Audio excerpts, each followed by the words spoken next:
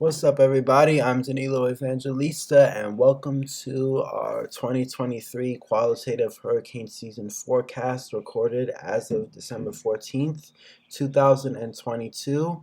Welcome in, and if you're new, really appreciate all of you guys being here. In this video, we are going to go over, of course, the 2023 hurricane season, but with a quick disclaimer, we will be doing the first discussion, which is today, as our qualitative discussion, meaning we will be doing a review of what to look for in the hurricane season and what exactly to look forward to, what factors and conditions we need to pay attention to closely. We won't be doing the usual releasing number forecasts like throwing a number bet, which is what most people usually do when it comes to forecasts, because it is December after all. It's a little too early to do that, but it is never too early to start talking about what conditions we need to monitor and watch for as we go into the hurricane season. So without further ado, let's get right into it. Just really quickly want to review what happened last hurricane season, this past hurricane season, which we all remember. 2022 had some pretty interesting moments. First of all, it was a average hurricane season, the first to be an average hurricane season since 2015. We did have, of course, 14 named storms, 8 hurricanes, and 2 major hurricanes, and of course we had a total of 2 U.S. landfalling hurricanes, that one of them being Ian, which we all know for sure by now, and of course the second one being Nicole, which made landfall on the east coast of Florida in April, and of course we had our other hurricane landfalls elsewhere across the basin present throughout the hurricane season. If you want to see a full recap of the season that I did, it's on my channel, and I might even post a link to the description of that recap that I did a few weeks ago. I think 2 weeks ago, roughly the 1st of December is when I did. So if you want to see the full recap, it's over there. But now that we got that out of the way, let's talk about what we need to look for ahead for an Atlantic hurricane season, and this goes for most other basins too. We need to watch, of course, the first thing at least is what goes for basically any other basin when it comes to tropical cyclone activity, because mostly all the basins across the world are affected by it. They're affected by the ENSO, which is the El Nino Southern Oscillation. For those that don't know what that means, is basically water temperature anomalies, how warm or cool they are relative to normal along the equatorial Pacific, so along the 0 degree line in the Pacific Ocean. And you would think, why does this have an impact on a hurricane season if it's just water temperatures? But you got to keep in mind that these have water temperatures in the Pacific have a huge standing effect on how weather patterns are across the world, because water does retain heat. So heat, depending on where it is, depends on how the weather patterns will be. And of course, the Pacific being a huge ocean, it does indeed encompass a lot of weather patterns that occur not only in the Pacific but elsewhere too. Even across poles, it affects the weather. So ENSO is a very important thing. But of course, for the Atlantic specifically, the other thing that we need to watch for is Atlantic MDR water temperatures. Obviously, as I said before, water temperatures retain heat, and that's where hurricanes drive their power from. So it depends on how warm the water temperatures are in the Atlantic, which is very important to note for how a hurricane season might end up being. And the Bermuda High, of course, for the steering. Although we won't really be going into the Bermuda High much this discussion, because it is, of course, December. We can't really talk about the Bermuda High as much as we can in April in a long range, very general idea. But especially in December, we can't really talk about it much because it's way too far out to look into it. So we won't be talking about the Bermuda High much this discussion, but it is an important thing, especially during the hurricane season while actively tracking stuff. The Bermuda High is a real important factor. All right, let's get to the ENSO SST Temps, which is the El Nino Southern Oscillation. And what do we do see? Basically blue across the equatorial Pacific. This is, of course, because of a La Nina that we've had for quite a few years now. Basically since 2020, we've been in a La Nina type pattern. We've been having these cool waters across the equatorial Pacific quite consistently, and no matter how hard they've tried to go away, they will just come back. So that's why we have La Nina here, and of course in the northern Pacific it is very warm. We'll go over global SST temps very shortly. The Atlantic SST temps right now, just to quickly review, and you can see that the Atlantic MDR not doing so bad. It's running pretty above normal right now, roughly near to above normal, but especially off Africa it seems like that's pretty warm. And of course if this does persist throughout the winter and into the spring, which it could, we don't know that it won't, so we'll have to see about that. But if it does persist through the winter into the spring, if this does remain, this will be a very interesting factor for the upcoming hurricane season, 100%. Because as I said, depending on how warm the waters are and where they are, depends on how much heat and latent heat there is in the atmosphere. Because the amount of heat there is in the atmosphere over the ocean is very well reflected. So we'll have to watch and see if this does mean anything going forward for the hurricane season. But obviously it is December, and to round it all up, to take a look at as a whole, this is how it looks like as a whole across the globe. We have of course the Pacific, and then we have the Pacific decadal oscillation, which is what you basically see with this noticeable pattern. Can you notice that? A pattern of this kind of like horseshoe cold shape across the Pacific, with water temperatures roughly slightly below normal across the general Pacific coast as a whole, stretching down to Mexico. And then it kind of goes into this horseshoe that connects to the La Nina we have down here too. And as an effect, this causes the North Pacific to be warm. And you want to know why the North Pacific is warm? It's basically just a balancing act. We have colder waters in the deep tropics translating to warm waters and more energy in the subtropics, which is why we have all of this water here in the northern Pacific very warm. And of course the Atlantic actually has something very similar, at least with the Pacific decadal oscillation. They have something called the AMO, the Atlantic multi-decadal oscillation, which is basically very similar. It's a tongue. It's most noticeable if you look at a tongue.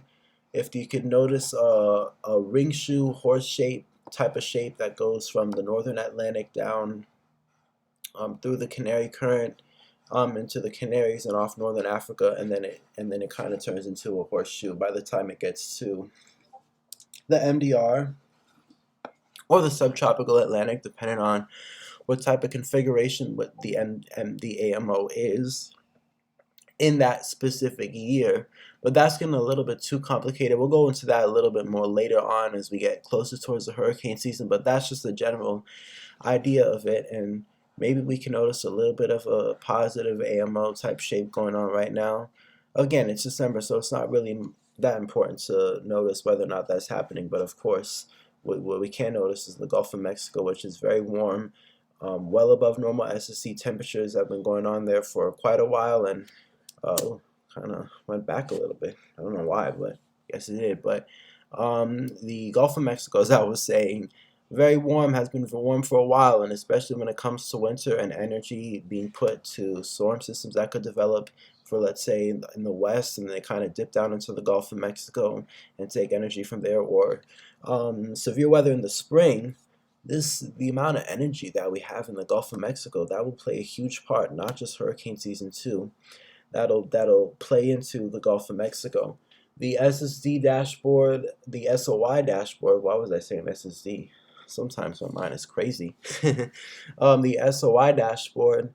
Look at what we have here. This is also another factor that goes into the ENSO. Basically, what the SOI is the Southern Oscillation Index, and this is basically oscillation, so difference and change in weather pattern, that is of the high pressure, the pressure patterns between a place called Tahiti, which is right near the equatorial Pacific, just off the coast of South America, the pressure patterns there, and of course Darwin in Australia, of course near the equator too, the pressure patterns there affecting how strong the trade winds are in the equatorial Pacific, which of course impacts how warm or cool the waters are. And basically noticing what the SOI is in the positive territory, and it's basically been in the positive territory this entire timeline, which basically represents that we have stronger than normal trades in the Pacific. And of course, if you want to know how this plays into La Nina, stronger trade winds does equal more upwelling and cooling of the water.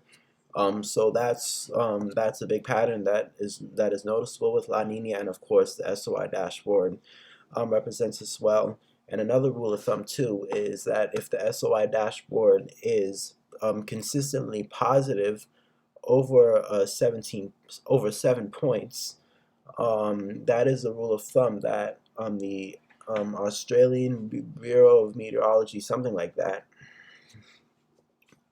uses. So basically, as I was saying, if it's over 7 points, basically that is I guess a rule of thumb that the Australia Bureau of Meteorology uses to declare whether or not a pressure pattern is La Nina. And of course the same could be said for if it was consistently under -7 points, if it was El Nino or not. So SOI dashboard also very important to watch, and also something we'll be monitoring as well. The CPC IRI ENSO Plot, that is also something else to watch, because this is of course a bunch of the forecast models that are put together by the CPC, which is the Climate Prediction Center. And one thing we do notice, this is the predictions from ENSO, for the ENSO from November 2022. This is something we'll be also watching too, to potentially look for any signals of what the ENSO could be in the future. And of course the forecast is broken up into tri-monthly periods. So basically the forecast is as notable here since it's starting in November. They're starting at the November, December, and January period, which is denoted by the NDJ period here, and then the next one is December, January, February, and then of course January, February, March, and so on. You get the idea.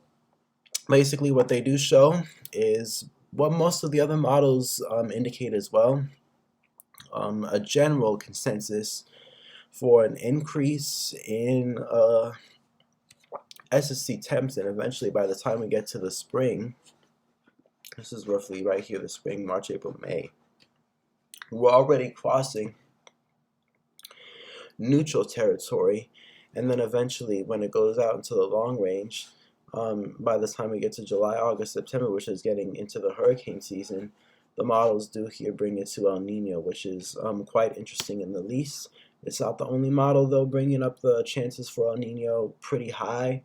The CPC IRI, this is the ENSO forecast, mainly focused specifically on the CPC, and unlike what this plot is, this is a kind of ENSO, this is a model plot of all the different models. This is more of like a percentage of what we have potentially for each category, and as we see right now, the November, December, January period, we are very solidly into La Nina. But of course, as we do notice, that does die down and the El Nino chances do come up too. Not the only model showing that. We also have the CFSV2 forecast, the CFSV2 model, which is by NOAA. They also have their forecasts indicating, oh my, it keeps on going back, indicating the potential for La Nina to start weakening as soon as January. So very soon that they do forecasts, they do show that we might see potentially for La Nina to weaken as well, and that's a consensus that we've been noticing across most of the other models here. And because of that, we do actually have predictions so far that have been released. With all these in mind, the TSR has released their forecast, I think was December 6th.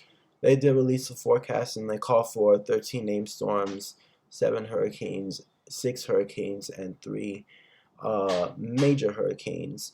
The CSU, which usually does a December forecast, they're not doing it this year because of course, the mishap that occurred this past season with the forecasts being quite off with what the season was going to be. Everybody was thinking it'll be above normal, but instead, it only ended up being near normal. but they're still doing a forecast in April.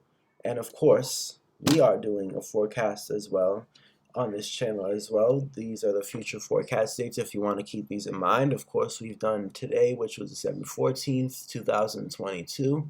That was today. April 19th, 2023, mid-April. That will be that's the date to keep in mind if you're looking for a number forecast that involves actual numbers. Actually put in a bet towards the hurricane season, as I like to say. That's coming April 19th. June 1st, the first day of hurricane season. That will be the day 1 official forecast that we'll be releasing. That's when we will be releasing the official hurricane season forecast, of course, to ring in the hurricane season. And finally, August 1st, 2023. That is the first month of the peak of the hurricane season, which we all know is August, September, October. For those that know, well, for those that don't, now you know. The peak months, basically the meat of the hurricane season. That is usually August, September, and October.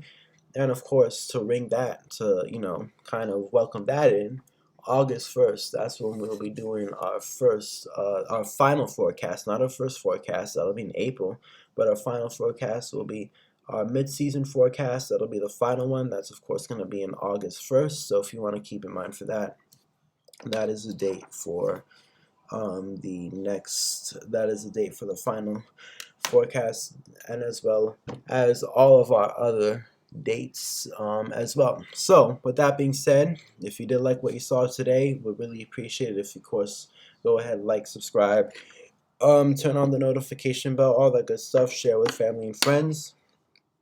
And for those that are new to the channel, that are just seeing this video as the first video that you saw from me, a little bonus that I'll tell you guys is that if you want to see consistent forecasts and discussions, like going over what we will be going over throughout the hurricane season, this is not the only video discussion you'll be seeing from me from now till April.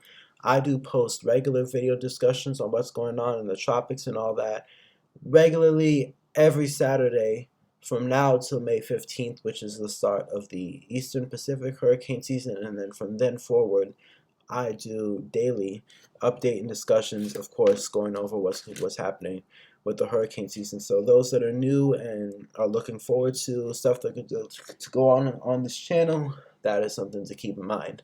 But other than that, nothing else to go over. Of course, I want to thank all of you for coming in. Again, if you like what you saw today, please like and subscribe. We'll really appreciate it.